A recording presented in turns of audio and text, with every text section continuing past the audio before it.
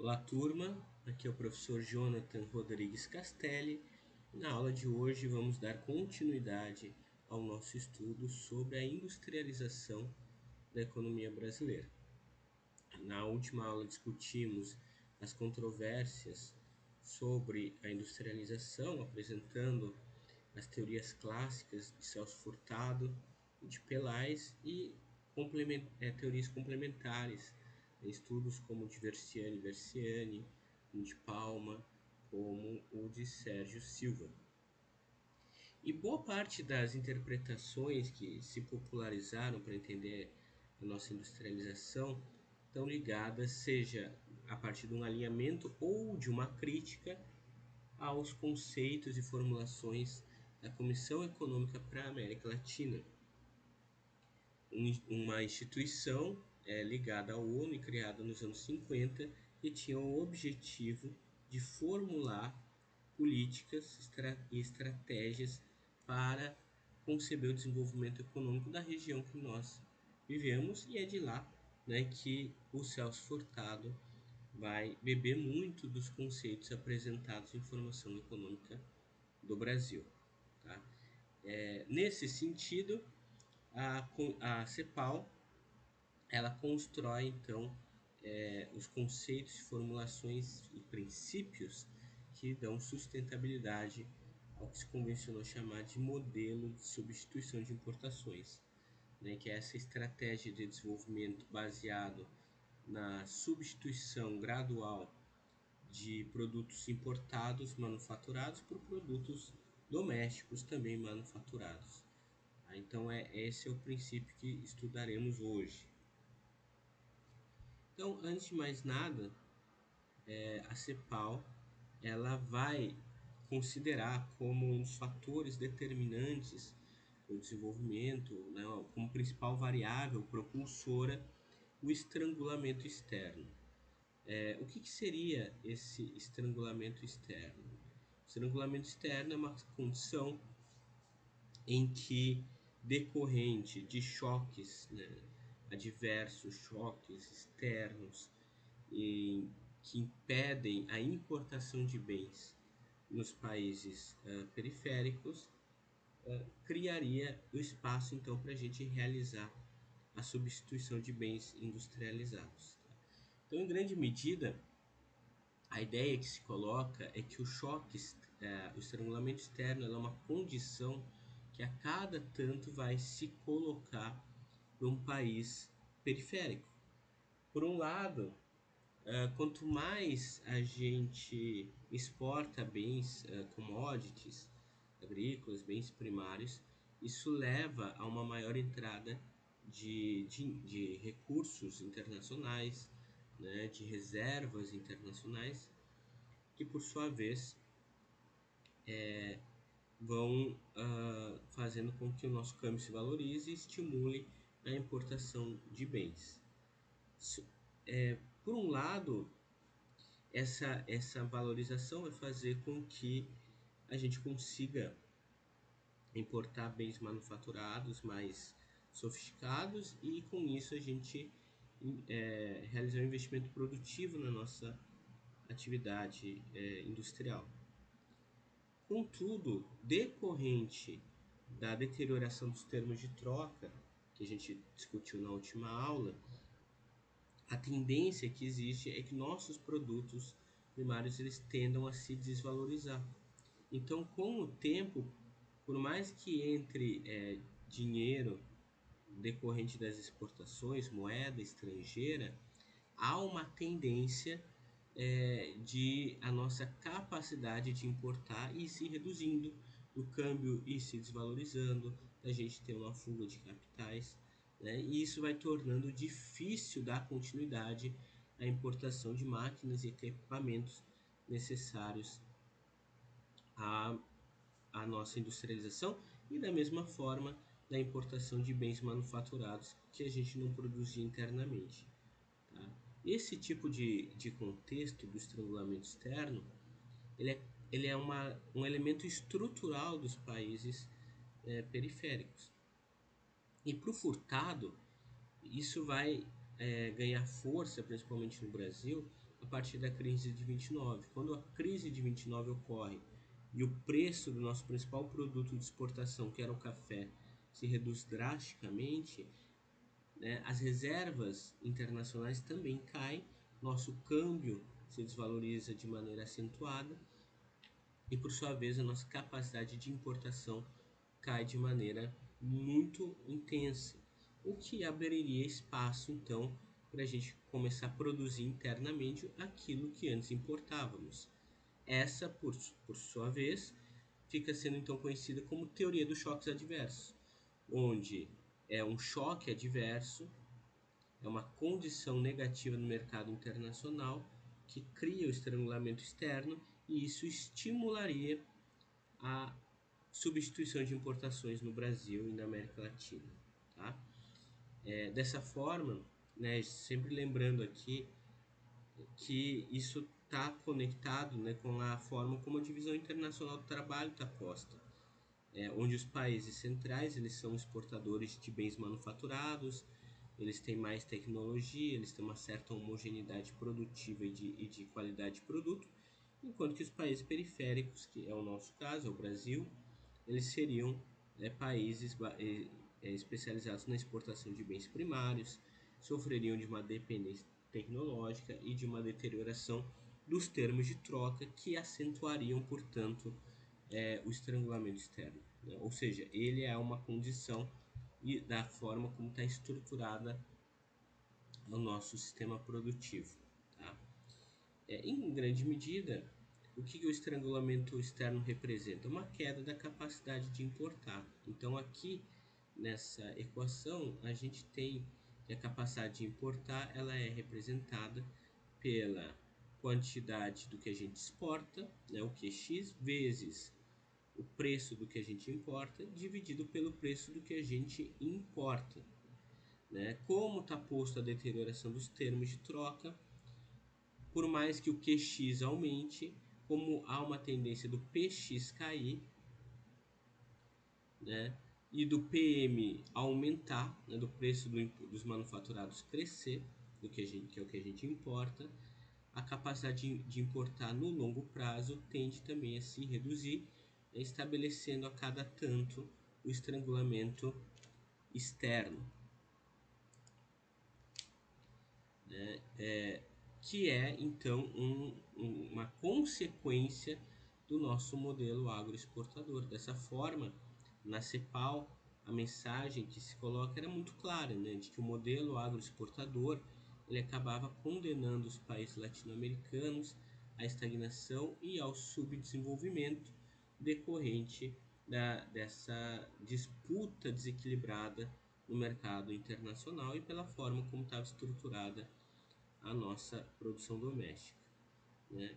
E aqui sempre lembrando, né, o subdesenvolvimento para a CEPAL ele não é uma condição temporária, é uma etapa para o desenvolvimento. Na verdade, o subdesenvolvimento é uma consequência da divisão do trabalho e do desenvolvimento dos países ricos.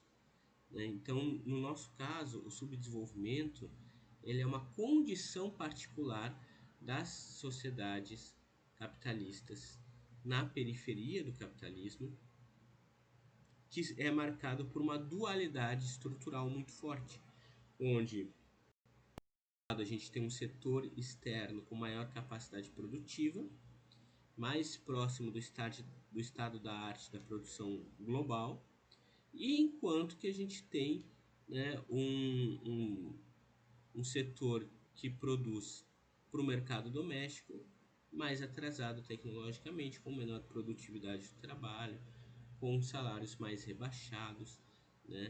E isso faz com que a gente não consiga superar essa condição de atraso. Da mesma maneira, pelo setor externo ser o principal setor da economia, a gente está mais suscetível a instabilidades do mercado internacional. E por isso que é muito difícil tu estabelecer uma estratégia de longo prazo baseado no modelo agroexportador, até porque as commodities agrícolas elas tendem a ter uma volatilidade de preço maior do que os produtos manufaturados, né? Então tu não tem uma previsibilidade de como a nossa trajetória vai se estabelecer. Tá? E nesse sentido, dentro da perspectiva cepalina, o estrangulamento externo ele tornava-se o principal fator desencadeador da substituição de importações. De acordo com o Prebisch, que é um economista argentino, um dos fundadores da CEPAL, se um país em desenvolvimento, graças à expansão dos seus mercados exteriores, conseguir dar às suas exportações um ritmo similar ao da sua procura de importações, ele terá corrigido as disparidades do seu intercâmbio e não necessitará de continuar com a política substitutiva de importações. Então, para o Prebisch, embora o estrangulamento externo ele fosse um fator desencadeante da substituição de importações, ele poderia ser superado com o tempo, né? À medida que a gente endogenizasse a produção manufatureira da qual a gente é dependente. O grande problema é que historicamente não é isso que acontece, né? Então, por mais que a gente estabeleça indústria nos países da periferia, a gente segue dependente tecnologicamente dos países mais ricos, dos países desenvolvidos, e isso dificulta então a superação dessa condição. Tá? Além disso, a CEPAL e o Prebisch eles vão dividir o estrangulamento externo como uma variável com dois tipos em particular. Então a gente tem o estrangulamento externo absoluto e o estrangulamento externo relativo. O que é o estrangulamento externo absoluto? É quando a nossa capacidade de importar ela é declinante ou estagnada no longo prazo. Então, em certo sentido, significa que a gente não tem como continuar importando um tipo de bem, a gente não tem como manter crescimento. Então, quando está posto o estrangulamento externo absoluto, não é possível fazer a substituição de importações. Por sua vez, o outro tipo, né, que é o estrangulamento externo relativo, ele vai se caracterizar por ser uma capacidade de importação que cresce, mas cresce num ritmo inferior à renda nacional. Então, a renda dos trabalhadores, a renda doméstica, ela vai crescendo, só que a capacidade de importação não consegue acompanhar ela. Dessa forma, tu vai tendo uma demanda maior por bens manufaturados domesticamente, tá?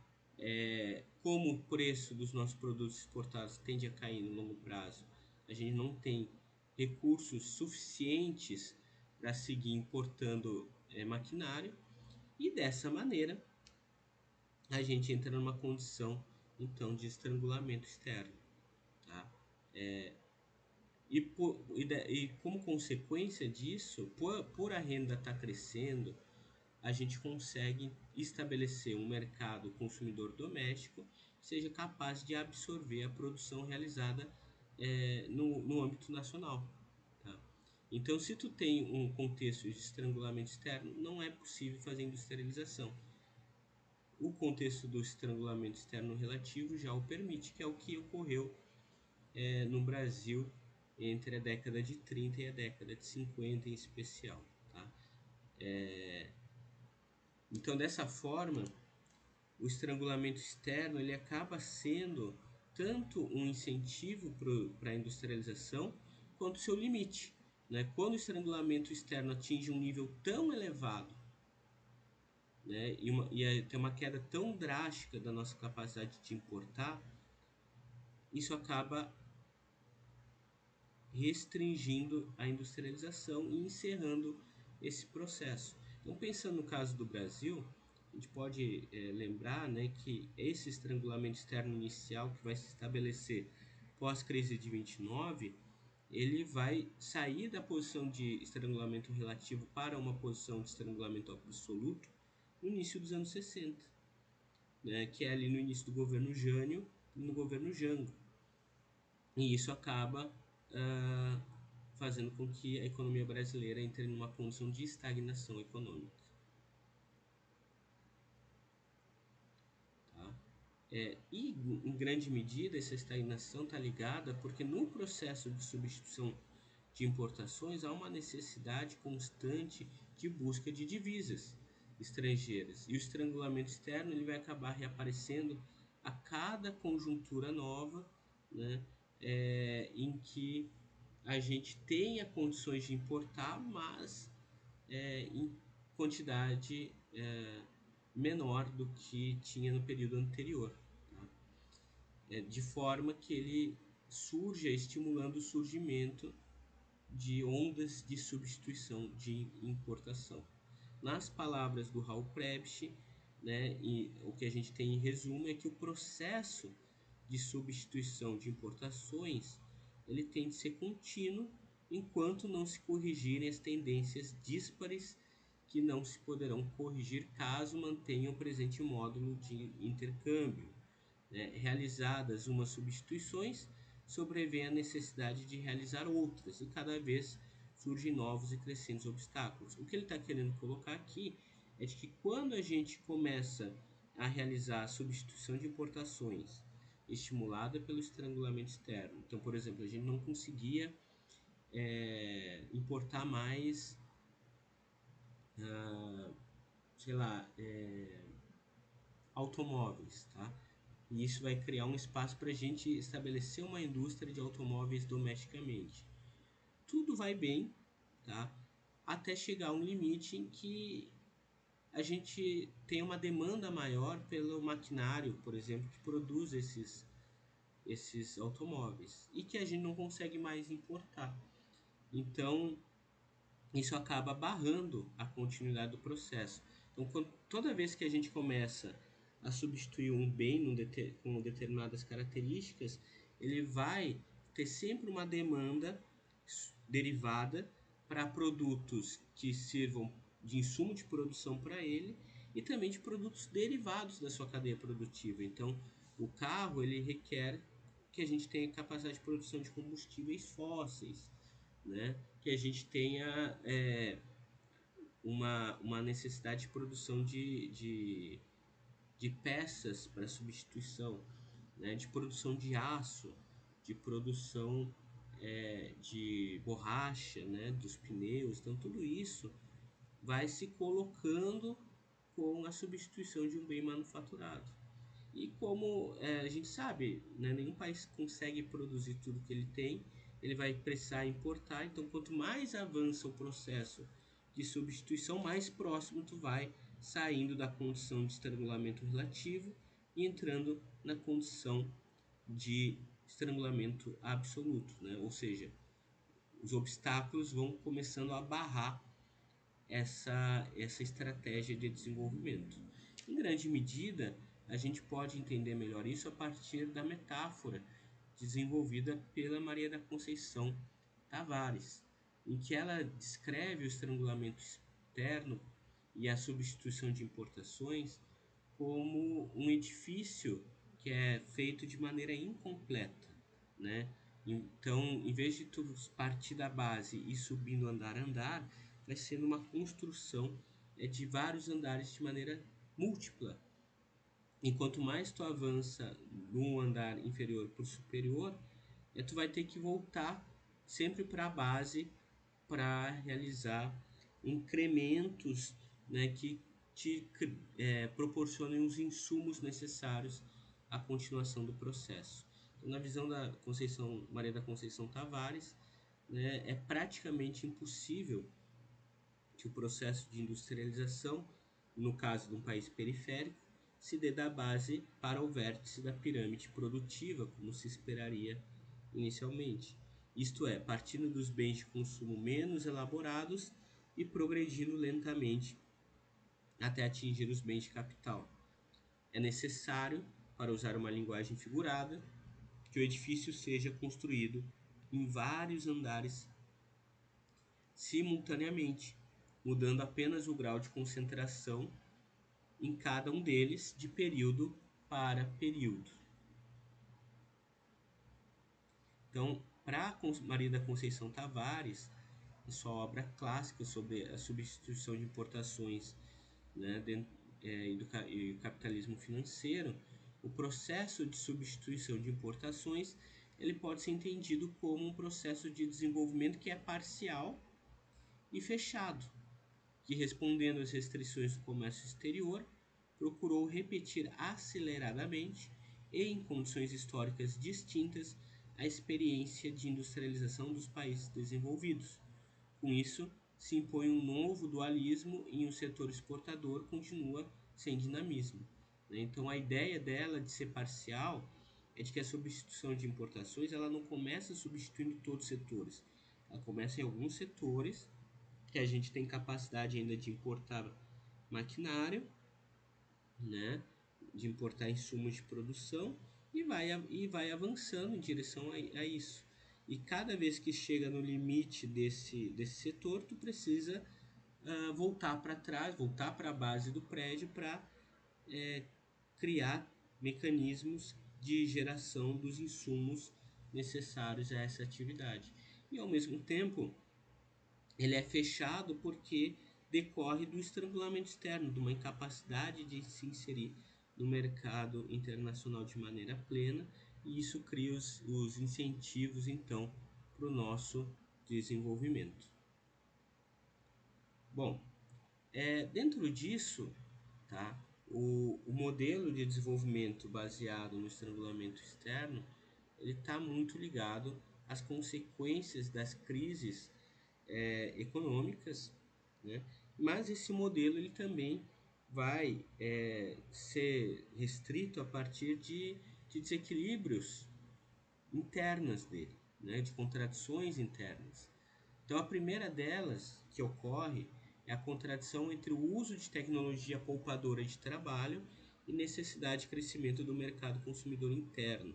Tá? E essa é uma grande contradição da substituição de importações, porque à medida em que tu vai avançando no prédio ali da Maria da Conceição Tavares, e tu vai importando mais máquinas e equipamentos, tu cria um mecanismo que pode gerar desemprego no mercado de trabalho nacional, que é um desemprego de características estruturais, porque os países periféricos são países mais pobres, com menor capacidade técnica, né? E lembrando, né, toda essa teoria está sendo desenvolvida ali na década de 50 e 60. Então, quando tu importa uma tecnologia produzida em outro contexto social, né, seja na Europa, seja nos Estados Unidos, em que tu já tem uma saturação no mercado de trabalho, uma baixa oferta de trabalhadores, tu vai incorporar uma tecnologia que tem características de ser poupadora de mão de obra. Só que no nosso país, que a gente tem um excedente de exército industrial de reserva, né, um excedente de trabalhadores, ao incorporar uma tecnologia poupadora de trabalho, então acaba gerando desemprego. E isso acaba, então, enfraquecendo o mercado consumidor doméstico e dificultando ocorrer a absorção dos produtos gerados pela própria substituição de importações. A segunda, o segundo foco de desequilíbrio do modelo é que, à medida que o processo avança, cresciam as necessidades de financiamento e de poupança. Né? A poupança doméstica, como a gente tem um desemprego forte, estrutural, né? E como tinha salários mais baixos, né? A consequência disso é de que não havia poupança doméstica. Então, se necessitava recorrer frequentemente à poupança externa, a partir de empréstimos internacionais. Só que esses empréstimos internacionais, né, faziam com que houvesse uma maior fuga de capital, né, acabavam desequilibrando, né, causando déficits constantes na conta capital do nosso balanço de pagamentos, e com isso causando então uma reduzindo a nossa capacidade de importação, né? Mantendo, portanto, o estrangulamento externo. E o outro elemento, né, relevante aqui é a contradição latente entre a necessidade de ter-se cada vez mais capital e mão de obra qualificada em um país subdesenvolvido, né, que tu tem escassez de força produtiva e de fatores, né, de produção em grande medida.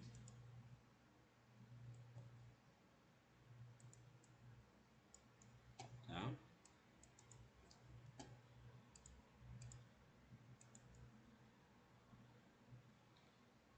Bom, o último elemento de contradição desse modelo vai ser a, o aprofundamento da dualidade entre campo e cidade. Então, o dualismo campo e cidade e o êxodo rural, ele provocava uma situação de baixa produtividade. Então, no campo, a produtividade mais ampla gerada na indústria não alcançava a, a estrutura produtiva agrícola, né? Então, essa baixa produtividade, por sua vez, levava a um nível de salário mais baixo na região do campo, tá? Uma demanda maior por trabalhadores saindo dessa região que vão se direcionar para as cidades. Muitos não vão conseguir ser empregados, então vai ter um aumento estrutural do desemprego. E ao mesmo tempo, com essa baixa produtividade, tá? A gente tem uma situação de inelasticidade da oferta agrícola, até porque quando a substituição de importações ocorre inicialmente, a gente não tem ainda a Revolução Verde. Tá? Então avança-se a indústria, diminui-se a oferta de trabalho no campo, né? Porque os trabalhadores vão para as cidades em busca de melhores salários, e como consequência a produção do campo não consegue acompanhar o processo de urbanização do país, né, principalmente da região sul e sudeste. Qual que é a consequência disso? Né? Com uma oferta menor, né, de produtos agrícolas, os alimentos tendem a se encarecer, o custo, né, de bem-estar social aumenta muito e isso gera inflação. Tá? Então há uma tendência no processo de substituição de importações, né, num país periférico, ali nessa período da década de 50 e 60, de a gente ter uma inflação e desempregos estruturais, que no limite levaria a uma tendência à estagnação econômica, né, e ao subconsumo.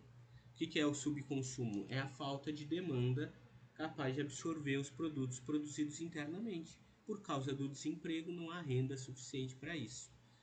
Tá? Por esse motivo, quando a gente tem ali na década de 60 a crise que vai estourar depois do plano de metas, né, no governo Jânio e Jango, a teoria cepalina ela entra em crise também. Essa leitura que a gente está vendo aqui sobre o modelo de substituição de importações, ela passa a ser desacreditada, porque ela não conseguia solucionar o problema da crise. E qual era a solução que a CEPAL oferecia, então? Né? Se o problema era a inelasticidade da oferta agrícola, a solução para superar a inflação estrutural e o desemprego estrutural seria a reforma agrária. Porque em pequenas propriedades rurais tu teria uma produtividade do trabalho maior e uma oferta agrícola maior. Claro que isso não ocorreu. Ao invés disso, o que a gente tem é o golpe de 64, e que ao invés de fazer uma reforma agrária ele vai crescer sem isso. Ele vai levar um crescimento da economia sem reformas estruturais como as defendidas pelo governo do Jango. Tá? E isso faz com que a teoria cepalina entre em xeque.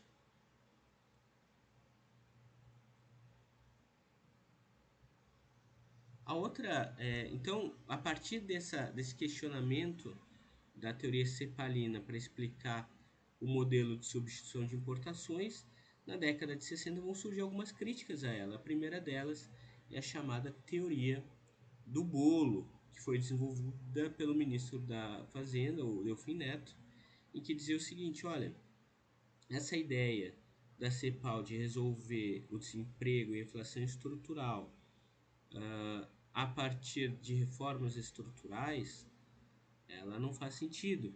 Tá? Não tem como tu dividir, né, os recursos, dividir a renda, né, fazer uma política fiscal, uma política tributária, mais igualitária, se a economia está estagnada. Então, antes de mais nada, o que o Delfim Neto defendia era que a economia tinha que crescer primeiro para então distribuir.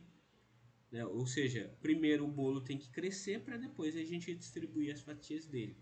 Tá? Essa é a teoria principal que sustenta, né, as políticas da ditadura, que embora leve à industrialização do país, também levam a uma maior concentração de renda, um processo de pauperização da classe trabalhadora brasileira, né, com baixíssimos reajustes de salários ao longo das décadas. A segunda crítica ao modelo cepalino é a teoria da dependência do Fernando Henrique Cardoso e do Enzo Faleto, em que eles colocam que a teoria cepalina ela é baseada naquela dualidade entre centro e periferia, em que os países periféricos eles estão sempre sendo explorados pelos países centrais, né? E os interesses da periferia são distintos dos interesses dos países centrais, mas isso é uma simplificação, porque na verdade o desenvolvimento e a dependência eram fenômenos que coexistiam, eles não eram contraditórios, né? A nossa burguesia nacional ela era associada à burguesia estrangeira, né, associada ao capital externo. Então, a nossa dependência também seria uma dependência associada, onde atender os interesses externos podia não ser benéfico à maioria da população brasileira, mas beneficiava a burguesia. Então, isso era um elemento que no modelo simplista da CEPAL não era tão captado. A terceira crítica que se faz foi trazida pelo Chico de Oliveira, que é um sociólogo marxista, que é chamada crítica à razão dualista, né, em que ele diz que essa ideia de uma dualidade entre centro urbano e rural não existe. Na verdade, o que existe é uma unidade entre eles, muito perto do que a gente viu lá com o Sérgio Silva, né, em que o fato da produtividade de trabalho ser menor no campo e tu ter uma geração de trabalhadores em condição de desemprego é benéfico ao setor urbano, porque ele rebaixa o nível de salários médios do país e com isso tu consegue ter acesso a uma mão de obra mais barata.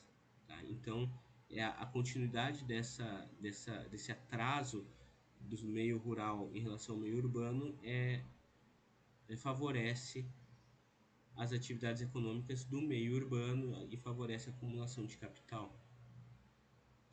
E a última crítica que a gente vai ver é trazida pela Conceição Tavares e pelo José Serra, aquele Serra mesmo lá do PSDB. Serra ele foi aluno da Conceição, né, e em 1972 eles lançam um artigo criticando as abordagens cepalinas. Então nesse artigo o que a gente tem é o seguinte: a CEPAL acreditava que não havia como superar a estagnação econômica da década de 60 sem as reformas de base, tá? Sem a reforma tributária, sem a reforma agrária, sem reforma urbana, enfim, né? Mas o que acontece é que entre 68 e 73 a economia brasileira começa a crescer de maneira muito acelerada. É o período do milagre econômico. E então a Conceição Tavares e o Serra tentam entender o que está acontecendo ali, né? Então eles vão observar que na verdade o Brasil ele podia, e é o que aconteceu, né, se desenvolver sem superar o subconsumo. Não precisava se gerar demanda interna a partir da distribuição de renda para os trabalhadores para crescer, né? A gente cresce a partir, na verdade, do avanço dos setores que atendem o consumo da classe capitalista. E para provar isso, eles se utilizam de um método, né, de um modelo de crescimento baseado no Kalec. Então, no modelo Kalekiano, né, considerando que uma economia fechada e sem governo, a gente tem inicialmente 3 setores, ou como ele chama, 3 departamentos.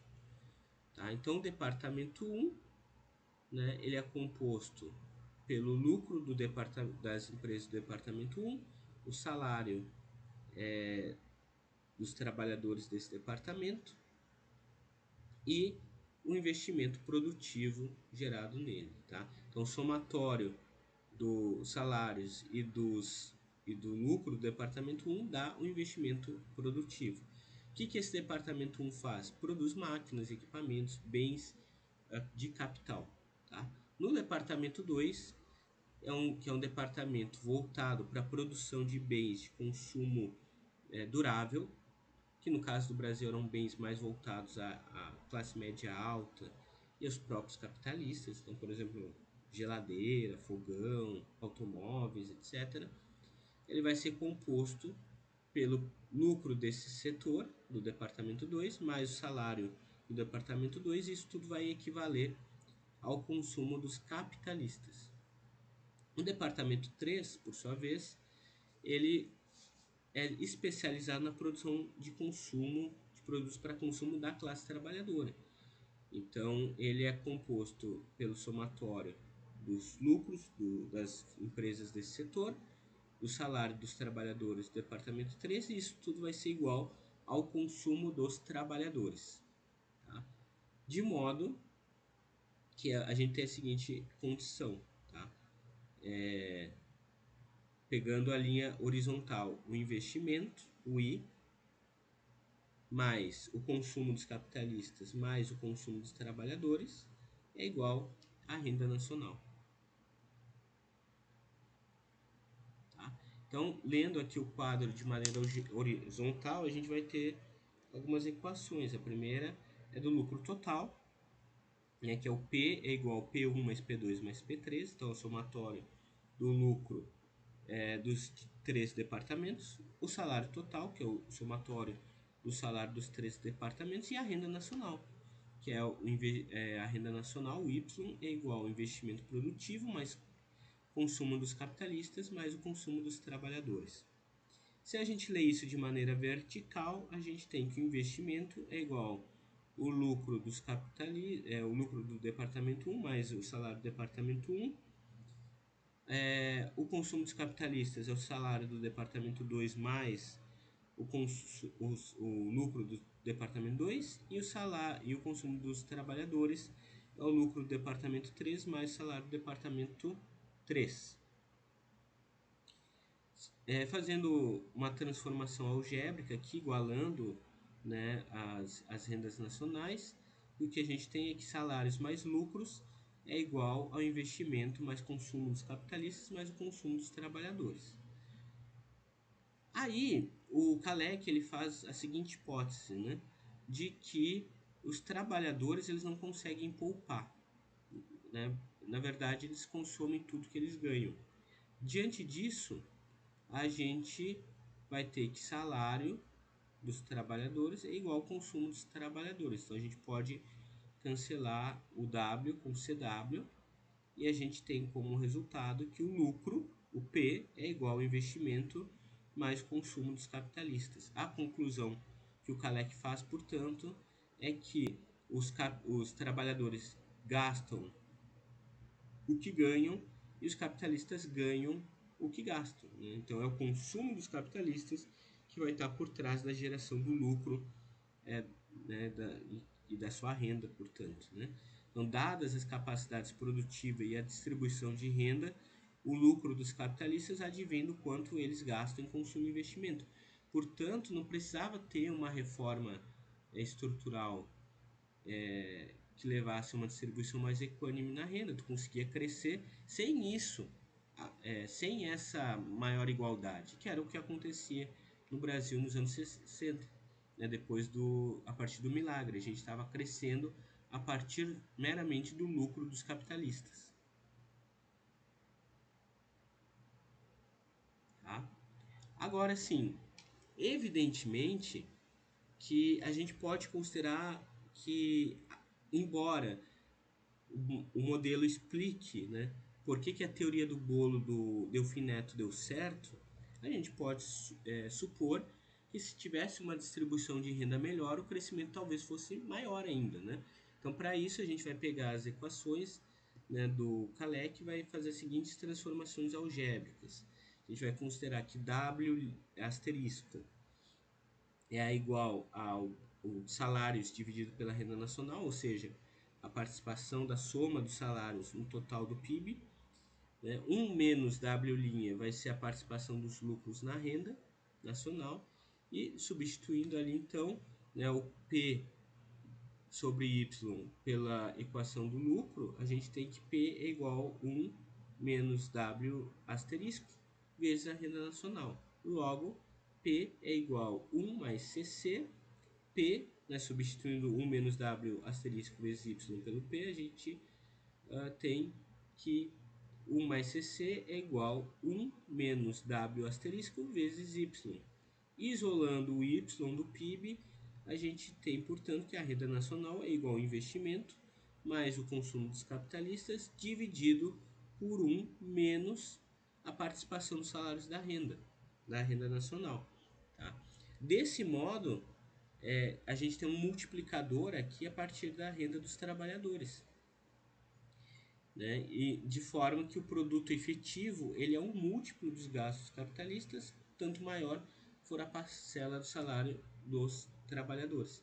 Então, quanto maior o W asterisco, tá? Maior o efeito multiplicador e maior então o nível da renda, tá? Então, da renda nacional. Dessa forma, a distribuição de renda no modelo Kaleckiano ela afetaria o multiplicador e o tamanho da renda nacional, né? Então, da mesma forma que para o Keynes o multiplicador está relacionado à propensão marginal a consumir, para o Kalecki isso está colocado a partir de uma distribuição funcional da renda. Ou seja, pegando aqui o caso da industrialização brasileira, embora possa se crescer a partir da teoria do bolo, se o bolo tivesse sido dividido desde o início, esse crescimento poderia ter sido elevado exponencialmente, tá? Poderia ter sido muito maior. Mas é algo que não é imprescindível para o crescimento, certo? Bom, então a partir daqui, né, feito isso, essa discussão inicial sobre o modelo de substituição de importações, na próxima aula a gente vai analisar como isso se deu historicamente, né, a partir da Revolução de 30, do estabelecimento da Era Vargas e posteriormente da social-democracia. Para a aula de hoje, então, a gente continuou discutindo o artigo do Fonseca de 2003, que está lá no Moodle para vocês lerem. E qualquer dúvida eu fico à disposição. Bons estudos a todos e todas e até a próxima.